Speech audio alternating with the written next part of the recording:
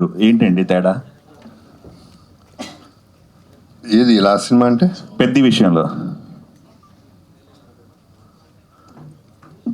అది ఆల్రెడీ చెప్పాను, మళ్ళీ మళ్ళీ ఏం చెప్పను. అదే ఈ సినిమాకి అట్లాంటి అదే ప్రామిస్ అంటున్నా, ఒకసారి చెప్పాను కదా, అదే ప్రతి సినిమాకి చెప్తే నన్ను ఎవడో నమ్మడక. ఓహో, ప్రతి సినిమాకి ఒకటే చెప్తున్నాడని, వదలట్లేదు అని, అందుకని వాళ్ళకే వదిలేశాను, వాళ్ళే చెప్తారని. జాతిబాబు గారు అంటే జనరల్గా ఒక సినిమా కథ చెప్పిన తర్వాత ఆ క్యారెక్టర్ని ఇష్టపడి హీరోలు చేస్తూ ఉంటారు. అయితే మీరు ఈ సినిమాని కర్త కర్మ క్రియ అంతా మీరైనట్టుగా అందరూ చెప్తున్నారు. సో మీరు అంత ప్రేమించడానికి మెయిన్ రీజన్ ఏంటి?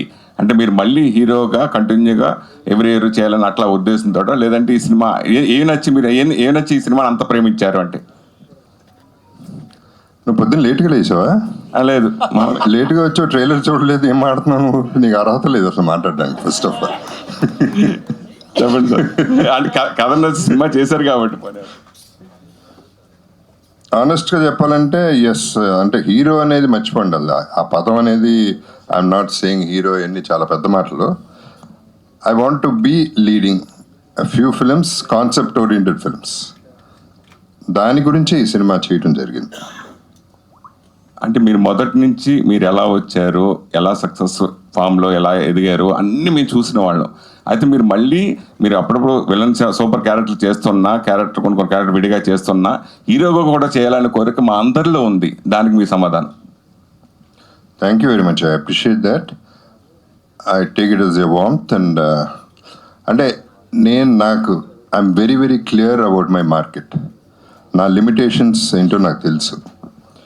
అండ్ నాకేం తెలీదో నాకు తెలుసు. నాకేం తెలుసు నాకు తెలియదు, కానీ ఏం తెలీదో నాకు తెలుసు. So one thing I know for sure is ఇవాళ ఏదైనా కాన్సెప్ట్ ఓరియంటెడే నడుస్తున్నాయి సినిమాల. పెద్ద హీరోనా, చిన్న హీరోనా, కొత్త వాళ్ళ, పాత వాళ్ళ, క్యారెక్టర్ ఆర్టిస్ట్ హీరో చేస్తున్నాడు అన్నీ కాదు. సినిమా బాగుంటే, ఫర్ ఎగ్జాంపుల్ రీసెంట్ టైమ్స్లో బ్లాస్ట్ అనే సినిమా అర్జున్ది, అట్లా కూడా there are so many films which are happening. అని హీరో అనేది అట్లా I will keep continuing doing my character roles.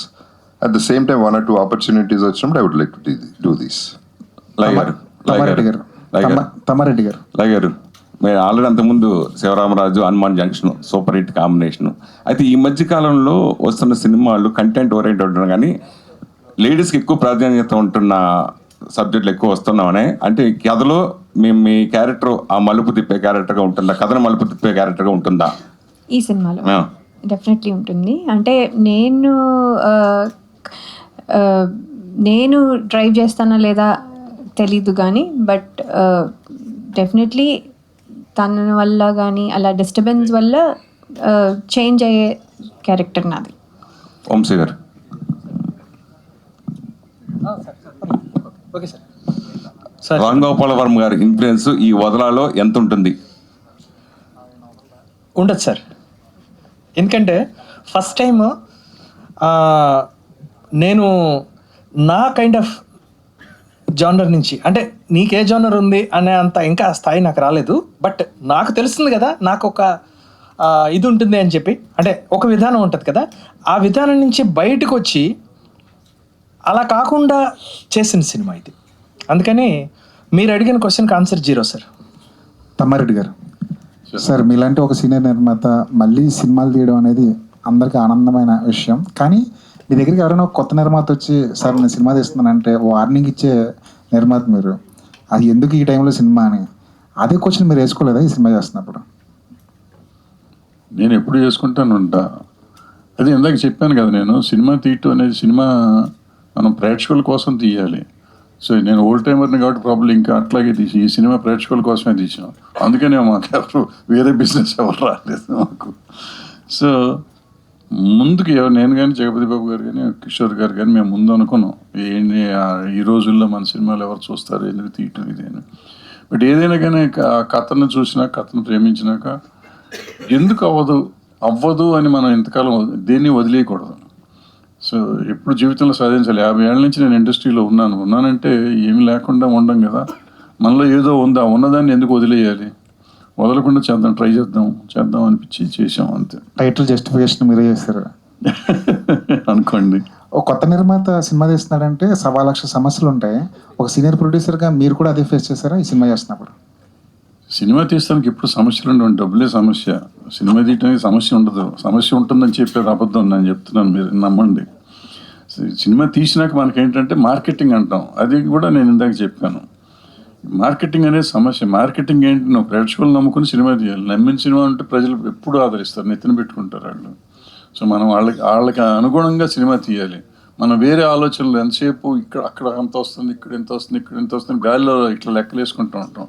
ఆ గాలి లెక్కలు కదా మనం సినిమా చూసే డైరెక్ట్గా ప్రేక్షకుడు నేను ప్రేక్షకుడిగా, మీరు ప్రేక్షకుడిగా, మనం ఈ పర్టికులర్ సినిమా, ఈ పర్టికులర్ కథ ఉంటే సినిమాకి వెళ్తాం, టికెట్ కొనుక్కొని వెళ్ళమని ఆలోచించుకున్నాం అనుకోండి, ప్రతి ప్రొడ్యూసర్, ప్రతి డైరెక్టర్ మంచి సినిమా తీసేస్తాడు, ఆటోమేటిక్ హిట్ సినిమా తీస్తాడు.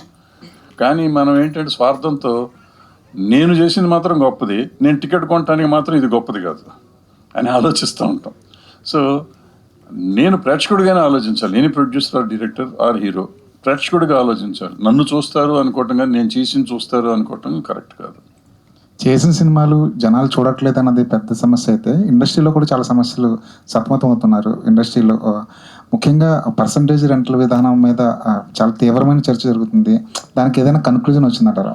అన్నీ వస్తాయండి. నేను దయచేసి ఇవాళ ఒక్కరోజు దాన్ని వదిలేండి, రేపు మీకు సపరేట్గా దీని మీదే పెడతాను, దానికి మొత్తం మాట్లాడుకుందాం. సీరియస్గా రేపు ఇస్తాను. ఇవాళ మాత్రం ఓన్లీ సినిమాని గురించి, ఎందుకంటే 17వ తారీఖు తొందరగా వచ్చేసింది, సినిమా ప్రమోట్ చేసుకోవాలి. అది కాకుండా ఇంకోటి దయచేసి మిమ్మల్ని అందరూ రిక్వెస్ట్ చేసేది, లయ గారు ఒక 15-20 మినిట్స్లో వెళ్ళిపోవాలి. ఆవిడ నేను ముందు వేసేయండి, ఆ తర్వాత మేము ఉంటాం కదా. లయ గారు ఇక్కడే మీరు లాస్ట్ టైం ఒక ప్రెస్ మీట్లో మాట్లాడుతూ ఇప్పటి వరకు అంటే సెకండ్ ఇన్నింగ్స్లో చాలా రోల్స్ చేసినప్పటికీ కూడా ఒక కమర్షియల్ హిట్ అనేది కోరుకుంటున్నా, అది ఇంకా పడలేదు అన్నట్లుగా మాట్లాడారు. సో ఈ మూవీలో మీ రోల్ చూస్తే అట్లనే అనిపిస్తుంది. ఈ సినిమా మీకు ఎంతవరకు ఉపయోగపడుతుంది? డెఫినెట్గా అండి, అన్నీ బాగుంటాయి, మన రోల్ బాగుంటుంది, సినిమా కూడా ప్రామిసింగ్గా ఉంటుంది అనే అన్నీ చేస్తాము. ఏది వచ్చింది కదా ఏదో ఒక నంబర్ అలా చేసేటట్టు అయితే ఇంకా చాలా చేయొచ్చు. సో నంబర్ వైజ్గా ఎప్పుడూ ఆలోచించి చేయలేదు. సో ఇది బాగుంటుంది, ఇది అని నమ్మే చేసిన సినిమా. సో కానీ హిట్ ఫ్లాప్ అనేది మన చేతిలో లేదు. బాగా ఉన్నా కూడా జనాలకి నచ్చాలి, దానికి నచ్చకపోవడానికి కానీ నచ్చడానికి కానీ ఒక రీజన్ ఉంది. అది ఏంటి అనేది నాకు తెలీదు. సో చాలా ఎక్స్పీరియన్స్ ఉన్న అంటే రోజు ఎవ్రీడే సినిమాలోనే ఉంటున్న వాళ్ళు కూడా చెప్పలేని స్థితి. సో అందుకని వస్తే బాగుంటుంది అని హోప్ చేయడం తప్ప మన పని మనం చేసాం, ఇంకా rest of it we have to hope. అది ఒకటే నేను చేస్తున్నాను ప్రస్తుతానికి. Okay, all the best. Tammareddy గారు,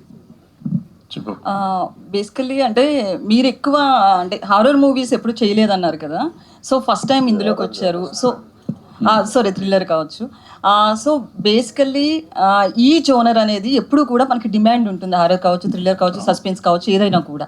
సో డిమాండ్ ఉంటుంది కాబట్టి వచ్చారా? అంటే 50 years ఇండస్ట్రీలో ఉన్న మార్కెట్ కూడా చేసుకోవాలని, కానీ ఇప్పుడు ఓటీటీ ఇదంతా కూడా సినిమాని శాసించే పరిస్థితికి వచ్చేసింది. సో ఎట్లా మార్కెట్ చేస్తున్నారు? దాంతోపాటు కావాలని జోనర్ మార్చారా? ఈ జోనర్ మార్చడం అని లేదు. ఈ సినిమాకి వచ్చేటప్పటికి ముందు జగపతి బాబు గారితో అనుకున్నాం, వేరే సినిమా అనుకున్నాం. అది తర్వాత ఆయన ఆ కథ వర్కౌట్ అవ్వలేదు, వేరే కథ చెప్పారు. ప్రొడ్యూసర్ గారు కూడా ఇది నచ్చింది అన్నారు. సో అందరికీ నచ్చినప్పుడు నేను మళ్ళీ ఏదో నా దీనికోసం నేను మారటం ఎందుకు, నిజంగా కూడా నాకు కూడా నచ్చింది, నచ్చలేదని కాదు, నాకు కూడా బాగుంది. బట్ నేను జనరల్గా మీరు అన్నట్టు ఈ జోనర్ తీయను కదా, ఎందుకు మనకెందుకు అనే పద్ధతులు ఉన్నప్పుడు డబ్బులు పెట్టి ఆయనకు బాగుందన్నాడు, హీరో గారు బాగుందన్నాడు, డైరెక్టర్ గారు బాగుందన్నారు, అంతమందిని కాదని నాకు నచ్చింది.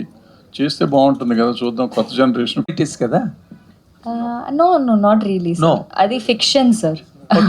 Okay yes. So okay, this side or that side మీరు మాట్లాడాలంటే ఈ క్యారెక్టర్ గురించి మాట్లాడుతూ the present trends of that character మీరు ఎట్లా అడ్రస్ చేస్తారు దాన్ని?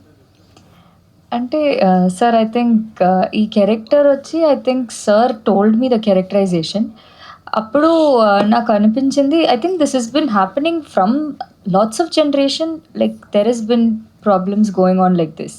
అంటే అందరూ లైక్ జెన్జీ అంటారు. I think it's been going on for 7 years each and everything, that's different. And Jagapathi Babu garu చేసిన greatest hit Subhalagnam, that is a different genre, but this is sounding something else. No That's sir. what I'm asking. Yeah. Okay. I didn't spell that. Sir అదే I think yes sir, సగం నిజం సగం అబద్ధం అంటే చాలా తెలివితేటలు. అవును. రితికా శ్రీనివాస్ గారు, yes sir. why young girls and Gen Z generation girls are obsessing on sugar daddies అంటే ఏం చెప్తారండి? ఈ సినిమాకి కనెక్టివ్గా అనిపిస్తుంది. ఎక్కువ అమ్మాయిలందరూ ఓల్డర్ మెన్ని, చాలా ఏజ్ గ్యాప్ ఉండే మెన్ని ఇష్టపడుతున్నారు. దాని మీద మీ ఒపీనియన్ ఏంటి? ఈ సినిమాలో ఎలా అనిపించింది అలాంటి క్యారెక్టర్ చేయడానికి? అంటే ఐ థింక్ మీరు చెప్తున్నారు కానీ I never like come across anything like that. But ఉన్నారు, like there is a grey area where people are like that. So black and white ఉండదు mostly. But I think movie వచ్చి like JP sir said part నిజం part అబద్ధం. So మీరు movie I mean అబద్ధం కాదు అంటే it's like fiction. So అదే like so మూవీని బేస్ చేసి మనం రియల్ లైఫ్కి బేస్ చేయలేము, because movie is different, real life is different. So they have hundreds of reason for doing that, they have hundreds of reason for not doing that. So I don't think you can base the film on the real life.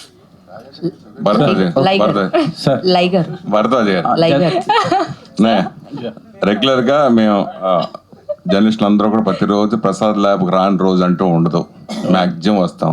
అయితే ఇదివరకు ఇక్కడ మేము వచ్చినప్పుడల్లా ఎక్కువ ఆర్నారాయణమూర్తి గారి cinema జరుగుతున్నప్పుడు 24 hours ఆయన మాకు ఇక్కడ కనపడేవారు. ఆయన ఎప్పుడు వచ్చినా అలాగే మీరు 5-6 నెలల నుంచి నాకు తెలిసి ప్రసాద్ ల్యాబ్లో అడుగుపడితే ఫస్ట్ ప్రత్యక్షమైంది మీరే. ఈ సినిమా పోస్ట్ ప్రొడక్షన్ లో డైరెక్టర్ చూసుకుంటారు, ఎడిటర్ చూసుకుంటారు, అందరూ చూసుకుంటారు. మీరు ఎందుకు డే అండ్ నైట్ కూడా ఇక్కడే పడుకుని ఇక్కడే ఉంటూ ఏంటి అసలు ఎందుకలా చేయడానికి అరేంజ్మెంట్ అంటే అంత దాని గురించి ఏమైనా చెప్తారా? ఇది చెప్పాను కదా, ఈ సినిమా అబ్సెషన్ మొత్తం అందరికీ. ఈ సినిమా జగపతి బాబుకి అబ్సెషను, నాకు అబ్సెషను, డైరెక్టర్కి అబ్సెషను, కెమెరామెన్కి అబ్సెషను, ఎడిటర్కి అబ్సెషను. సో ఎవళ్ళ కాళ్ళకి ఏదో చించేయాలి దీంట్లోనే. అంటే డెఫినెట్గా కంటెంట్ ఉండకపోతే ఏం చేయలేము, వదిలేస్తాం. అవును ఇది కంటెంట్ ఉంది, దాన్ని ఏదో చేసి కొత్త వదలకుండా చేద్దాం అనే ప్రయత్నంలోనే ఇక్కడే నేను సెయిల్ చేశాను. డైరెక్టర్ కానీ, జగపతి బాబు గారు కానీ, చోటా గారు కానీ. చోటా కెమెరామెన్ మామూలుగా అతను రావక్కర్లే, అతను కూడా ఎన్ని రోజులు ఉన్నాడు. నేను కనపడ్డాను, ఆయన కనపడ్డా, రూమ్లో ఉంటాడు కాబట్టి ఆయన అంటా ఉన్నాడు. చంటి గారు ప్రాబ్లం ఇంత చిన్న సినిమాకి ఇన్ని రోజులు పనిచేసిన చంటి గారు ఇదే సినిమా అయ్యి అంటారు.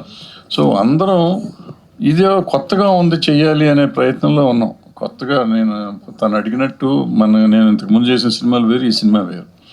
సో దీన్ని ఎలా చేస్తే బాగుంటుంది, ఏం చేయాలి అనేది అందరం గ్రూప్ డిస్కషన్ చేసింది. మన సొంతంగా నా తెలివితేటలే. Please do subscribe to Tea Time Telugu. Please subscribe Tea Time Telugu. Hi guys, please subscribe Tea Time Telugu. Hi, my name is Jennifer Emmanuel. Please subscribe to Tea Time Telugu. అందరికీ నమస్కారం అండి. Tea time Telugu channel plus website కూడా ఉంది. అద్భుతమైన అన్ని రకాలు మీ tea టైంలో దొరుకుతాయి. Watch, subscribe. Thank you. This is Raghu Kunje. Please subscribe Tea Time Telugu. And this is Renu Kiara. Please subscribe Telugu Tea Time website.